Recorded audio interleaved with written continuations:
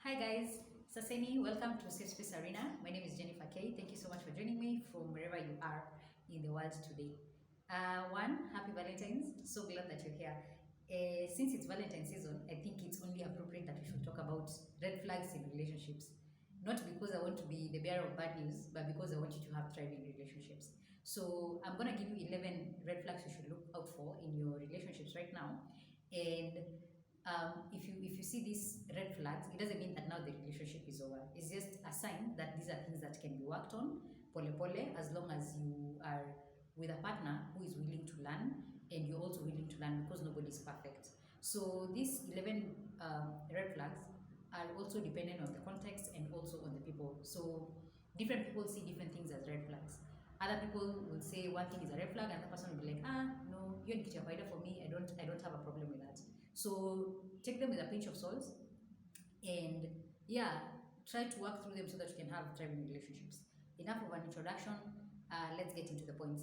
I have them on my phone down here, so I'll be looking down sometimes just to read.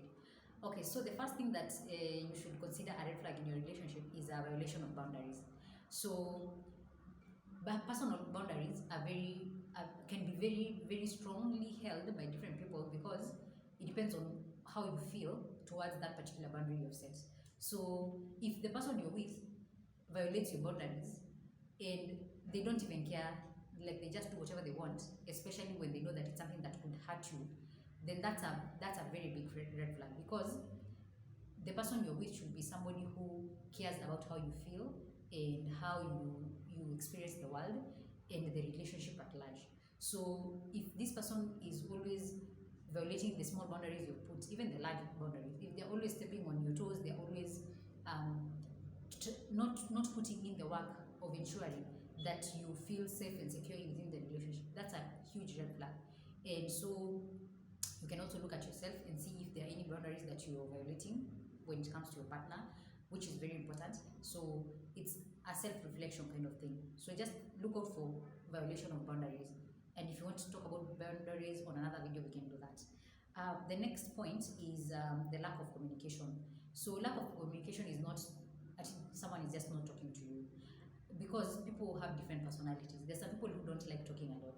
They get tired of talking or they just don't have stuff to say. But I mean communication in the sense that these people don't share their innermost thoughts and their innermost world. They don't invite you into their world. They don't let you into their world even when you've shown interest in getting to know them better and things like that. So if you're in a relationship with someone who will not communicate, and especially when things are really bad, they either shut down or they become cold towards you or they behave as if nothing is happening, like they ignore that there's a problem, then that's a huge red flag. And because communication is the one thing that it's like the gateway into a thriving relationship, then that's something that you should look out for. Something else that is a huge red flag is the absence of trust.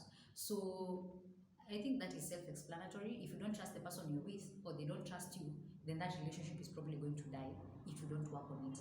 Because you can't be with someone who you don't know if they have your back. Or you can walk into a place and you're thinking this person could throw me under the bus at the snap of a finger. That is a huge red flag. So that is something to look out for. So, point number 4 is double standards.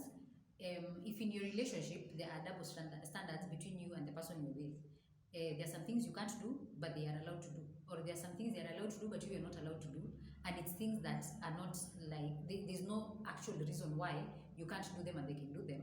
Then that is a huge double standard, which is also a huge red flag. So, for example, if I don't know what I would say for double standards, like they are allowed to go out with their friends, but you can't go out with your friends without them, then that's a double standard because how come na mtu wake marafiki zake and you can't hang out with your friends? That's a huge red flag that you should look out for because that is just strange. Point number 5 is unrealistic expectations or pressure that is placed on you that has no basis. So unrealistic expectations, you're supposed to be Superman. Even when you're sick, you're supposed to be the one doing all the chores in the house. You're supposed to be doing everything. But this person does not understand that you cannot be everything all the time. You cannot be the one who's carrying the relationship all the time with these unrealistic demands. So if somebody is placing unrealistic demands on you, and maybe you've communicated and they're also not responsive to that communication, it's like they don't understand what you're saying. What do you mean I'm putting unrealistic expectations on you? That kind of thing. That is a huge red flag that you should look out for. Um, Another point is constant fluctuation between moods, like highs and lows. Sometimes you guys are really good, mkupoa, mnafurahiana, you're having a really good time. In less than an hour, suddenly you become enemies. You're fighting over small and irrelevant things for no reason, and you don't know how did we move from being so high to being so low in such a short period of time. One, that could be a mental problem. It could be bipolar disorder, but because we don't want to self-diagnose ourselves, let's just say that that is a problem that should be addressed. So if it's a mental health problem, please seek professional help from a practitioner of mental health. But if it's just an issue that happens in your relationship, you're really never sure what is happening between you two. From 1 minute you're really high, the next minute you're really low. That's a huge problem that you should look out for.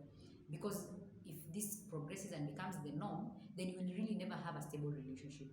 And I don't think anybody wants to struggle that hard for a relationship.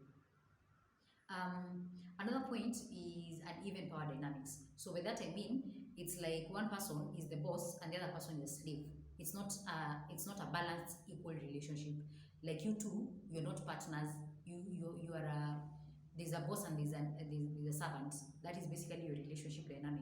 That is a huge problem because now you're living up every single day. Your work is to make sure that you live up to the expectations of this person who is the boss, and you as a slave, you're going to be looked down upon. You're going to be stepped on. You cannot air your grievances. You cannot voice your issues. You cannot give an opinion because they're the ones who hold the power. It could be financial, emotionally. They could be manipulating you, or you could be manipulating them.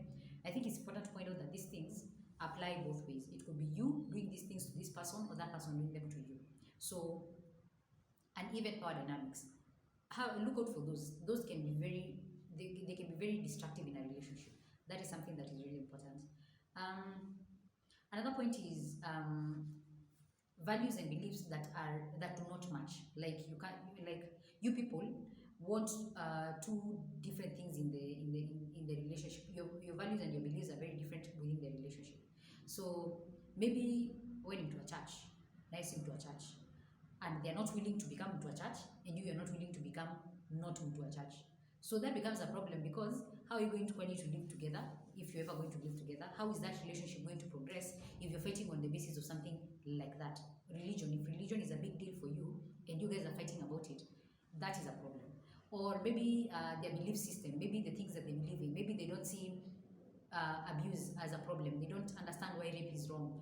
Maybe for them, they're just like, what was she wearing? Things like that, you know. Or maybe they don't understand what is rape culture and they don't want to learn about it and they don't think that is even a thing.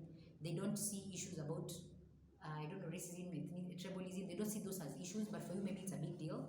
Or it's for you, you don't see them as a big deal. But for them, they see them as a big deal. So if you're fighting along those fundamental lines, then it becomes really difficult to even have a conversation about anything really, because you'll be going back to the one thing that is pushing you apart.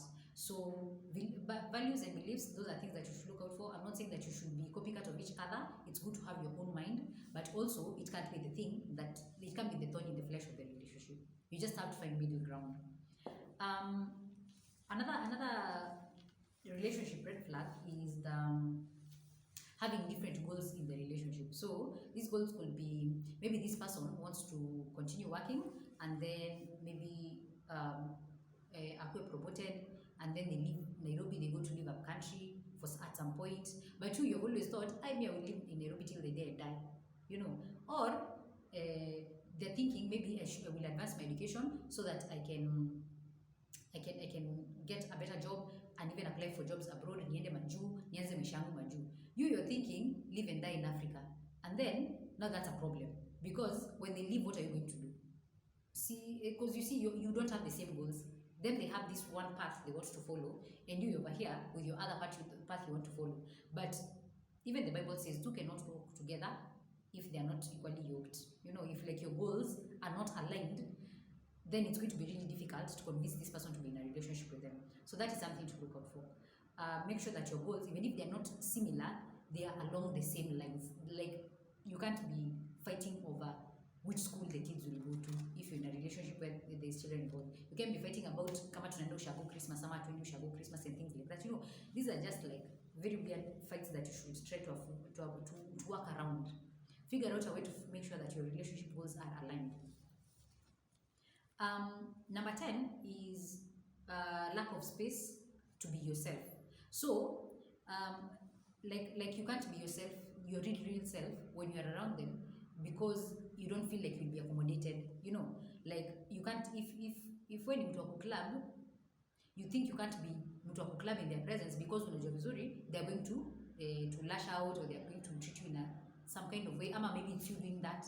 So I think that ties around the values and the goals and the beliefs in the relationship, because if you can't be yourself with someone, the person that you're supposed to spend maybe the rest of your life with, then who can you be really yourself with? That is going to be a really big problem in the relationship. So make sure that this is somebody you feel you can be yourself around them. You don't have to pretend to be somebody else. I don't think I can overemphasize that. Last but not least is when you have to betray yourself or your own personality just to maintain the status quo in the relationship. So you know, sometimes when you want to avoid fights, so you do things that you know very well you don't believe in, but you're just doing them so that you don't fight. So for example, you find people who in a relationship will apologize even when they're not sorry. So maybe your person says, hey, by the way, kuna kitu nilifanya na iko nifurahisha na hiyo kitu ilinihat sana, and for you you're like ai, but that thing was not supposed to be offensive. Like me, I don't feel like I offended you, you know. Of course people are different, and so you might be thinking, for you're thinking maybe I didn't intend to offend this person, but then they felt offended, and you can't change the fact that this person felt offended. So instead of explaining yourself or even apologizing when you need to apologize, you just apologize so that kusikue na drama, you know. So you avoid fights, you avoid difficult conversations, you avoid being yourself, you avoid doing things just so that the relationship can stay the way it is. Ndio msikue na issues. Then that is going to become a really big problem later on in life, because how many things can you really avoid in a relationship when to talk about? How long will you postpone talking about something that really bothers you just because you don't want to throw off the relationship or to have a fight, or to, because sometimes, you know, fights are necessary for relationships. It makes you think harder about where you are as a couple. So I think it's really important that you consider being your authentic self in the relationship so that the relationship can thrive. And if somebody loves you for who you are, then that is the relationship you want. You don't want a relationship where somebody loves you because of the perception they have of you that is perfect, because you're this kind of a person, nakupenda because you're perfect, unanga issues, but maybe una pretend to be perfect just so that this person can love you. That is not really a relationship.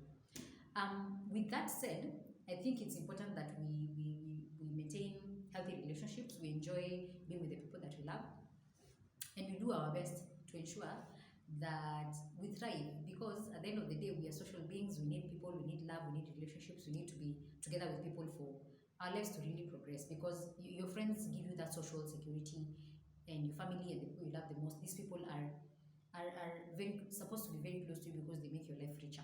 And there's nothing as painful as having everything in the world but you don't have anybody to share it with. It can be really empty, if I may say. So guys, thank you so much for joining me. This has been fun. Remember that no relationship is perfect, and easy vitu by the way ni kujaribu tu, but do your best. Don't let your relationship die because you didn't do your best. You just did the bare minimum.